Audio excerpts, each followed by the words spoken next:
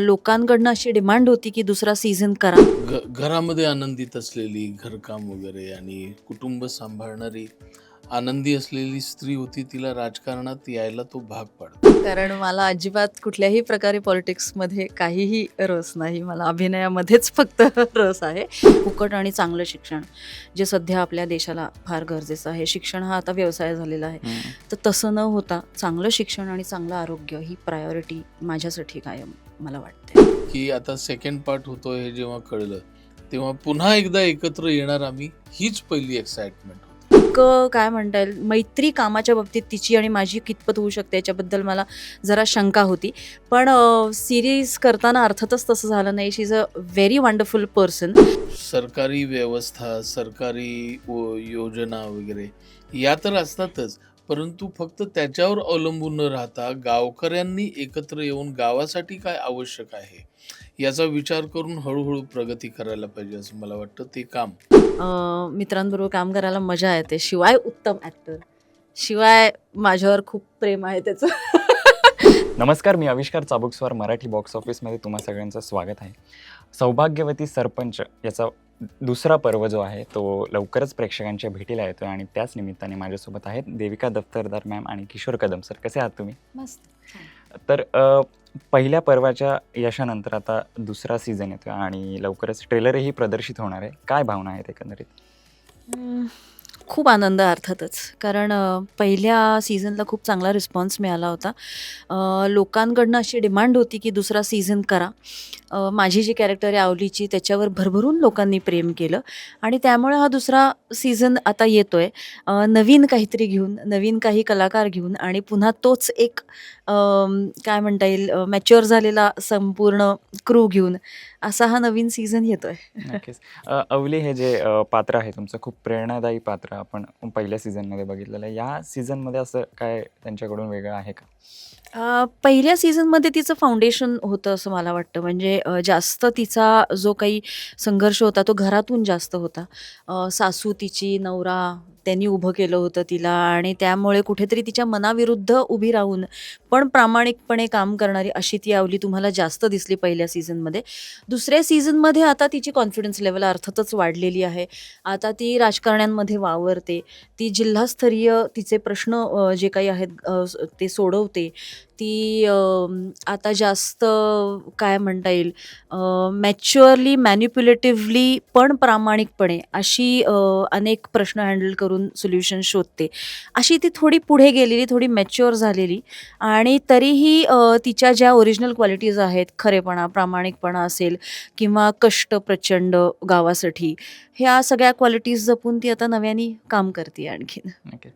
Kishore sir, तुमच्याकडे येईल की या सीझनमध्ये तुमच्या पात्राकडून काय पाहायला मिळणार आहे? पहिल्या भागामध्ये तो राजकारण करून बायकोला राजकारणात आणतो. जर खरं तर ती घरामध्ये आनंदित असलेली, घरकाम वगैरे आणि कुटुंब सांभाळणारी आनंदी असलेली स्त्री होती. तिला राजकारणात यायला तो भाग पाडतो.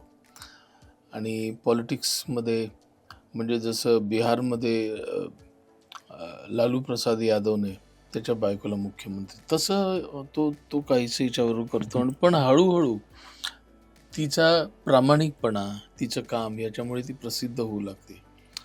आणि जसजशी तिची प्रसिद्धी वाढते तसतसं हा इन्सिक्युअर्ड होत जातो आणि त्याला तिच्याबद्दल थोडीशी असूया, थोडंसं प्रेम, गंमत जम्मत नवऱ्या बायकोमध्ये जी असते ते त्याला वाटायला लागतं. मग ती जी शेड आहे त्या तिच्याबद्दल असूया वाटणं, राग येणं तिचा, बळजबरी प्रेम करणं, ह्या सगळ्या छटा आहेत त्याच्यामध्ये. नक्कीच.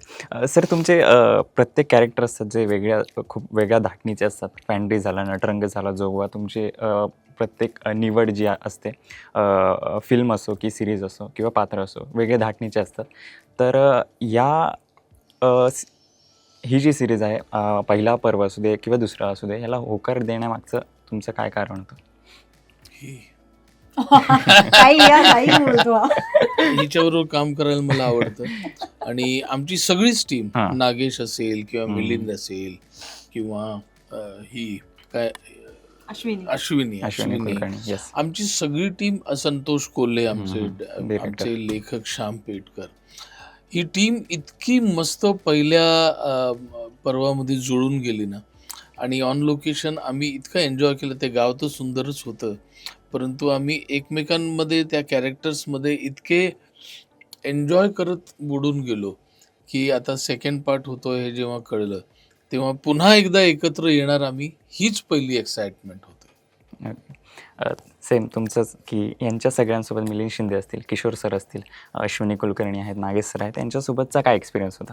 किशोरला खूप आधीपासून ओळखत होते. किशोर चांगला मित्र आहे, त्यामुळे मित्रांबरोबर काम करायला मजा येते. शिवाय उत्तम ॲक्टर, शिवाय माझ्यावर खूप प्रेम आहे त्याचं. त्यामुळे किशोरबरोबर काम करायला मला फार आवडतं आणि वेळोवेळी सल्ले पण तो देत असतो आणि ते सल्ले घेतही असते मी. त्यामुळं he is a friend come a senior come a very good को आर्टिस्ट, असं किशोरशी नातं आहे.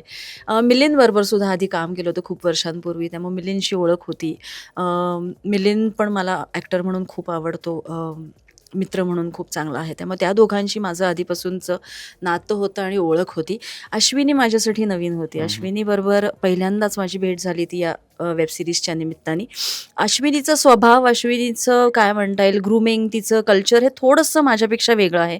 ज्या पद्धतीचे सिनेमे तिने केले आहेत, ज्या पद्धतीचं काम ती करते, ते थोडं माझ्यापेक्षा वेगळं होतं.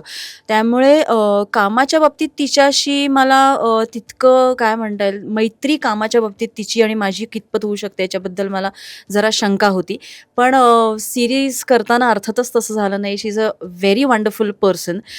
अतिशय प्रेमळ, अतिशय काय म्हणता येईल, मन मिळावू, आणि त्यामुळे तिच्याशी एक वेगळी मैत्री झाली. असं किशोर म्हणला तसं आमच्या संपूर्ण टीमशी होत गेलं ते. म्हणजे श्याम सर असतील अल्ट्रा मराठीचे, संतोष कोल्हे असतील आमचे दिग्दर्शक असतील, श्याम पेटकर असतील, या सगळ्यांशी हळूहळू एक काहीतरी मैत्रीचं नातं तयार होत गेलं आणि त्यामुळं सगळ्यांबरोबर अर्थातच काम करायला मजा येते प्रत्येक वेळेला. नक्कीच, नक्कीच. तुम्ही जर खऱ्या आयुष्यात कधी गावचे कोणत्या सरपंच झालात तर काय कराल गावासाठी? तसं काही चान्स नाही आहे. कारण मला अजिबात कुठल्याही प्रकारे पॉलिटिक्समध्ये काहीही रस नाही. मला अभिनयामध्येच फक्त रस आहे. पण जर गावासाठी काही करता आलं तर मग खूप गोष्टी आहेत. फ्री एज्युकेशन आणि फ्री हेल्थ सर्व्हिसेस हे सगळ्यात पहिले. कोणीही मेडिकल सर्व्हिसेस न मिळाल्याशिवाय प्राण कोणाचे जाऊ नयेत आणि कुणाला हॉस्पिटल्सच नाही आहेत गावात अवेलेबल आणि म्हणून त्यांना ट्रीटमेंट्सच नाही मिळाली अशी वेळ येऊ नये. त्यामुळे पहिल्यांदा मला ती गोष्ट फार महत्त्वाची वाटते. आणि फुकट आणि चांगलं शिक्षण, जे सध्या आपल्या देशाला फार गरजेचं आहे. शिक्षण हा आता व्यवसाय झालेला आहे, तर तसं न होता चांगलं शिक्षण आणि चांगलं आरोग्य ही प्रायोरिटी माझ्यासाठी कायम मला वाटते. सर, तुम्हाला पण हा प्रश्न विचारला कारण तुम्ही खूप वाचता, तुम्ही खूप अभ्यासू आहात, तर तुमचं काय यावर मत आहे? मला असं वाटतं की हिवरे बाजार नावाचं गाव तू ऐकलं असशील, अण्णा हजारेंचं. त्यांनी नाही, अण्णा हजारे नाही, पोपटराव काय त्यांचं नाव, ओके. त्यांचं म्हणजे त्या गावाने बाहेरून कुठलीही मदत न घेता गावकऱ्यांनी एकत्र येऊन जे काम केलं आणि गावाची वेगळी आयडेंटिटी निर्माण केली आहे. म्हणजे सगळ्यात शेवटी उरतं काय, तर आपण आपलं बोट धरून उभं राहायला पाहिजे.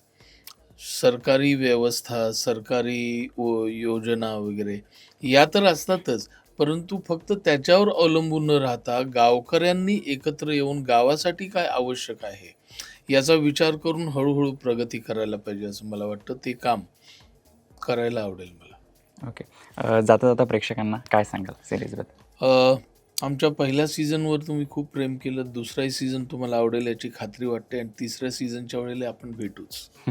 सेम नक्कीच आवडेल. दुसरा सीझन नवीन गोष्टी घेऊन आलोय त्याच्यामध्ये. तुमच्या प्रेमासाठी आणि तुमच्या प्रेमामुळे हा नवीन सीझन घेऊन आलोय, तर नक्की बघा. 24 जुलैला अल्ट्रा मराठी OTT ॲपवरती येईल. आणि 19 रुपयात. 19 रुपयात आठवडा. वा वा. सबस्क्रिप्शन मिळेल, त्यामुळे नक्की बघा.